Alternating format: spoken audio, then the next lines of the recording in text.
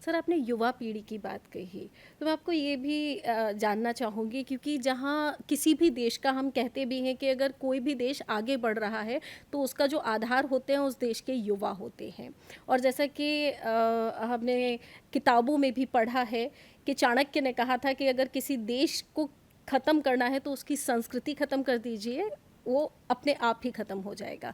आपने अभी ज़िक्र करा शिक्षा में भी बदलाव हो रहा है, और अगर हम बात करें यूनिवर्सिटी की, तो नालंदा यूनिवर्सिटी जो हमारे यहाँ इतनी पुरानी यूनिवर्सिटी मानी जाती है कि जब पूरा विश्व समझने की कोशिश कर रहा था कि सभ्यता होती क्या है, उस वक्त हम सभ्यता के धरातल पर दौड़ रहे थे, और उसको भी संस्कृति मंत्रालय अब आगे लेके जा रहा है। क्या कहना चाहेंगे? देखिए, जो भारत की ज्ञान परंपरा का एक बड़ा सेंटर नालंदा विश्वविद्यालय था, जो प्राचीनतम, जो विश्व में अकेला ऐसा बड़ा विश्वविद्यालय था जिसके साथ पश्चिम भारत में तक्षशिला था।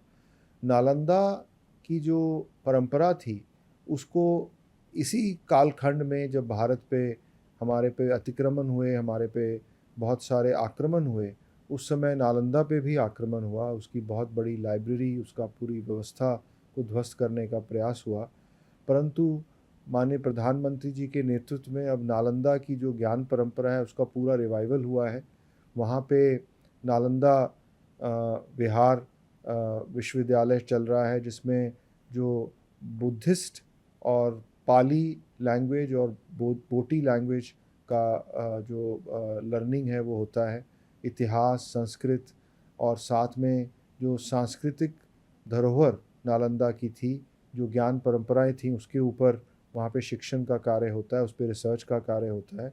उसी तरह जो नई नालंदा यूनिवर्सिटी बनी है, जिसमें मॉडर्न एजुकेशन के साथ-साथ ट्रेडिशनल एजुकेशन को साथ जोड़ के एक बहुत बड़ा कार्य इस सरकार द्वारा इस समय में किया गया है।